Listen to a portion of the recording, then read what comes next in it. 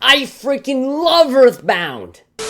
And what can I say? I've been having the mother games on the brain recently.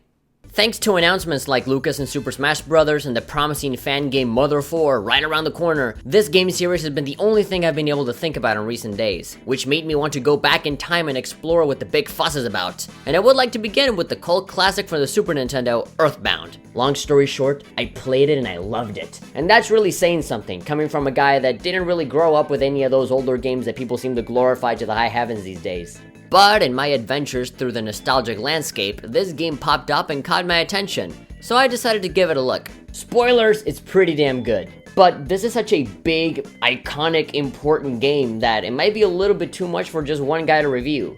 I wonder if there's somebody out there that actually shares the same level of interest that I do for this game. I freaking love Earthbound. Oh, well, there you go. Ladies and gentlemen, meet Edward Dengler, also known as MarioDude1. Hi.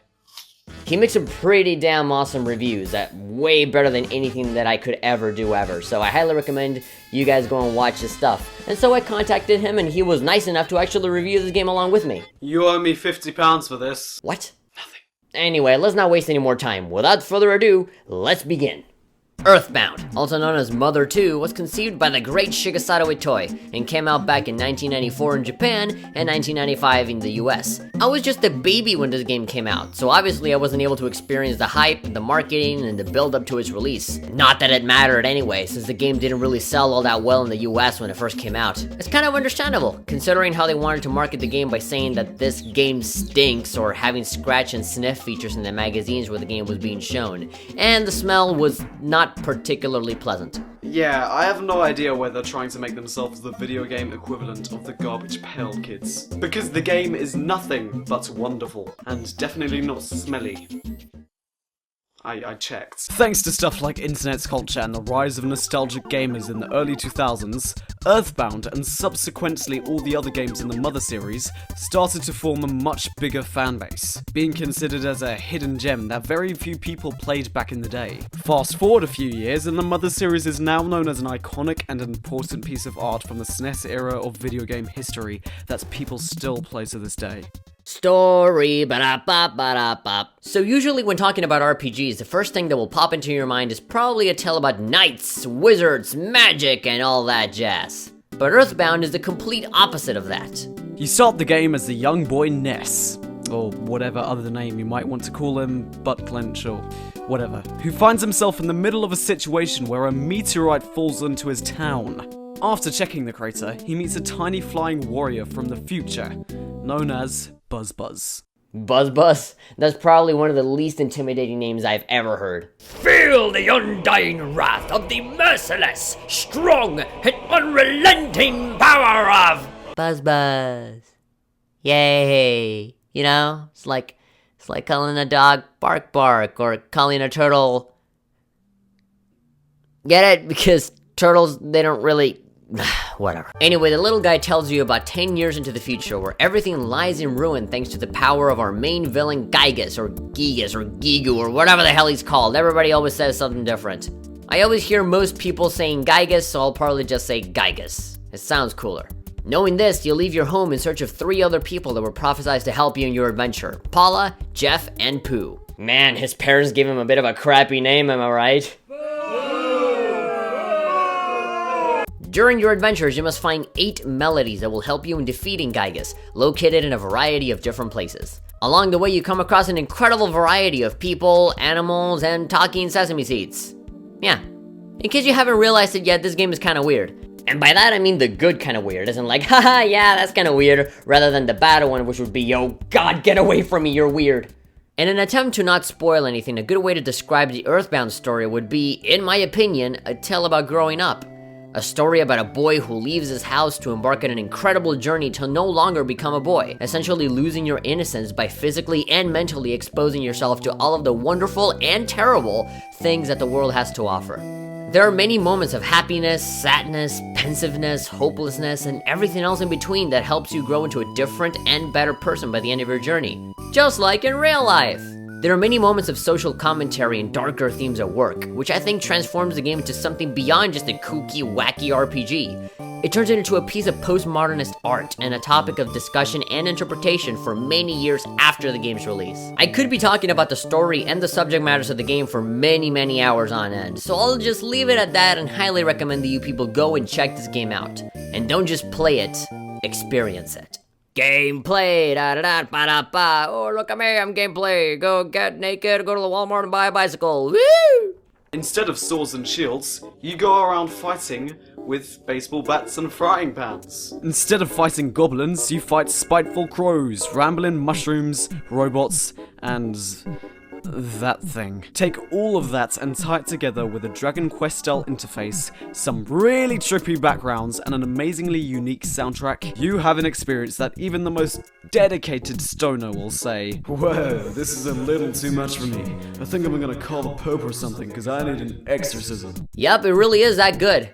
Even though we love it now, there were a lot of people that didn't take kindly to it back when it came out.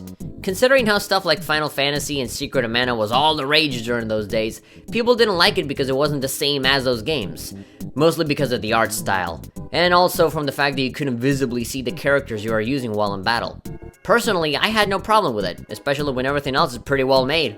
Being able to attack your enemies with flashy psychic powers, bottle rockets, and the downright bizarre soundtrack accompanying this was great. There were no random encounters either, which made the game a lot less annoying and gave you more freedom of choice. Yeah, what he said. One of my favorite parts of the battle system actually is that whenever you take damage, your health does not immediately go away. Instead, it just quickly ticks down, allowing for some time to heal yourself before you are defeated. I also just love how the enemies act in really odd ways aside from just attacking you. It's weird, but really unique and cool. It doesn't really try too hard to innovate or change things up just for the sake of it, but whatever it does very well. It sticks to what it knows it can do best. Whenever you aren't having fun beating up hippies, bears, and cranky old ladies, you spend most of your time exploring the vast world of Earthbound, with cities like Onit, Tucson, Threed, and Forside, among many other places to see. Within all of these places, you have bakeries to buy food, pharmacies used for buying weapons and withdrawing money from an ATM, hospitals to revive your party members, and again, a ton of other stuff. That's right, and a few of those things that you can do is go watch a performance by the Runaway Five, go to a circus to hear about a zombie invasion, take the tour bus to another city, explore some caves, fight a bear, buy a monkey, go to the desert and interact with an incredible variety of NPC characters that always seem to have something interesting or funny to say. There are also many characters and pieces of dialogue that you can flat out miss and never be able to see if you don't look hard enough. So it is up to you to actually explore the map and encounter as many people as possible. Is the presentation? Yeah. Bloody hell, this game reeks of artistic integrity and passion. Now, being an artist and a musician, this game's presentation is nothing more than absolutely inspiring. The music feels authentic and nostalgic, it captivates you in every way possible. You feel what the characters feel, you see what the characters see, your mind is key to what you're experiencing. Not to mention the beautifully constructed art style. It's light-hearted and fun, while at the same time thought-provoking and dark. Whenever I play this game, I just get that feeling of... I actually don't know what I was gonna say. Allow me to finish that thought for you. Because whenever I play this game, I get a feeling of surrealism, but at the same time, a lot of familiarity.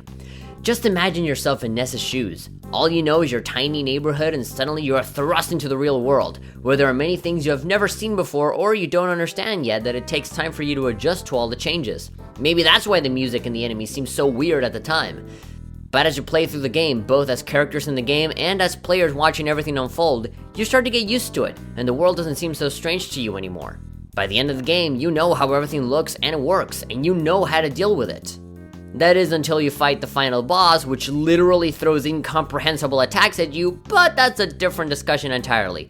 And that's probably spoiler territory, so I'd rather not get into that. Long story short, the presentation is fantastic, and regardless of its contemporary environments, the things that happen within that environment will stick with you way after you finish playing.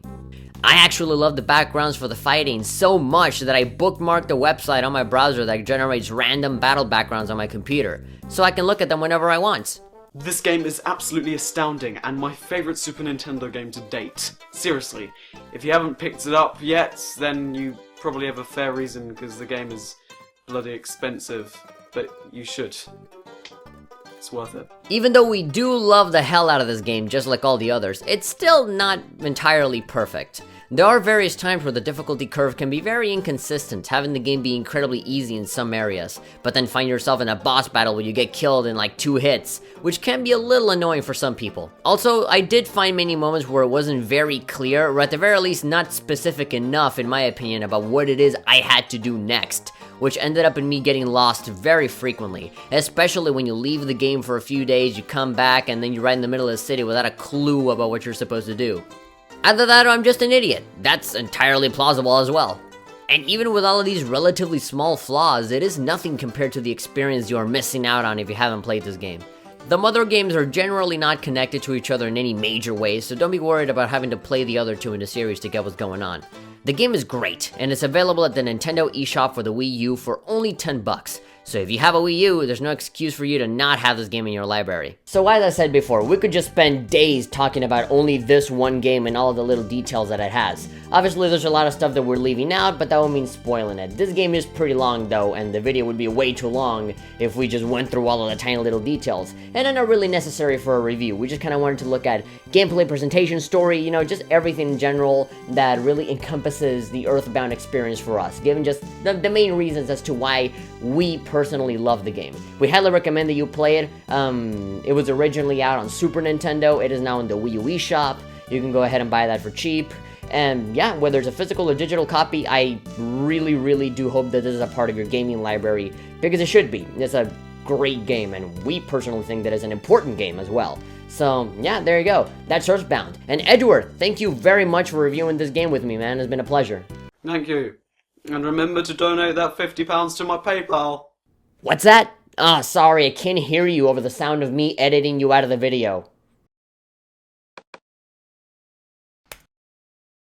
Ha! Well, that about does it for the both of us. If you enjoyed this video, be sure to give it a like, and of course subscribe to stay updated on everything that's been going on, so you never miss a single video when it comes out. And while you're at it, go ahead and subscribe to MarioDude1. I think that's how it's spelled. That's MarioDude1, all one word, also known as Edward Dengler. He makes some really awesome reviews. A lot of his more recent stuff has been fantastic, very high quality, top-notch stuff. I watch it all the time. I aspire to be as good and as clever as somebody like him. I almost can't believe that he actually said yes to my collaboration offer, but he did. We worked together. It was a lot of fun. We were working on this little by little. It was really awesome. So yes, thank you very much for accepting my offer, and hopefully we can work together again. This was pretty awesome. And with that said, I'm the Hat Person, and I will see you guys next time. Later.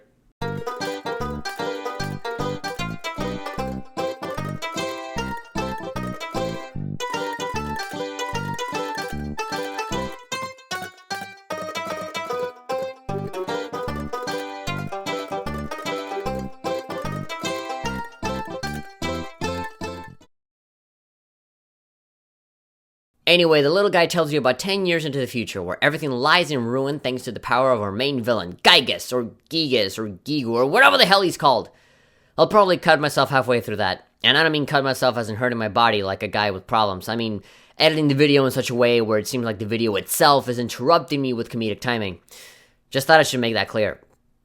Because it's not like I do that or anything. I mean, that'd be creepy. I would go seek for help if I was actually cutting myself. Why am I even writing this anyway? It's not like this is going to make it into the video in any way. Unless this is some kind of elaborate ploy that I devised that will actually make it in the video as a blooper or something. I cry sometimes.